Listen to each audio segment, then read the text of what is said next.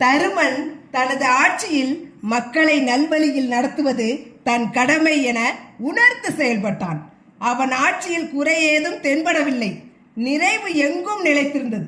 மக்கள் அனைவரும் தருமனை தங்கள் தந்தையாகவே கருதி வந்தனர்.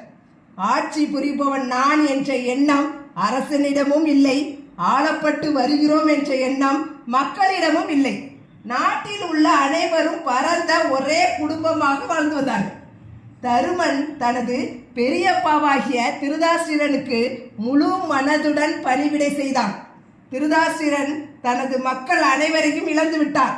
துரியோதனனை ஆட்சியில் அமர வைக்க வேண்டும் என்ற திருதாசிரனுடைய வாழ்வின் நோக்கம் நிறைவேறவில்லை. திருதாசிரன் நிலைமை இப்போது பரிதாபகரமாக இருந்தது. அத்தகைய நிலையில் திருதாசிரனுக்கு ஆறுதலையும் அமைதியையும் கொடுப்பது தருமனுடைய நோக்கமாகவே இருந்தது. துரியோதனன் திருதாசிரனுக்கு ஓயாத தொல்லை கொடுத்து வந்தான். அதற்கு நேர்மாறாக இப்பொழுது பாண்டுவின் புதல்வர்கள் தருமரின் தலைமையில் சிறிதளவும் தருமத்திலிருந்து விலகாமல் நடந்து கொண்டார்கள். அதே வேளையில் நாட்டின் சக்கரவர்த்தியாக ஆட்சி புரிந்து வருவது நான் அல்ல, திருதாசிரன் தான் என்பதை தன் பெரியப்பாவிடம் தருமன் சொல்லிக் கொண்டே இருந்தான்.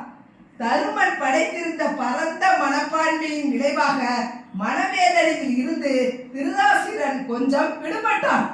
குந்தியும் திரௌபதியும் காந்தாருக்கு பணிவிடை செய்து அவளுக்கு ஆறுதலையும் அமைதியையும் கொடுத்தார்கள்.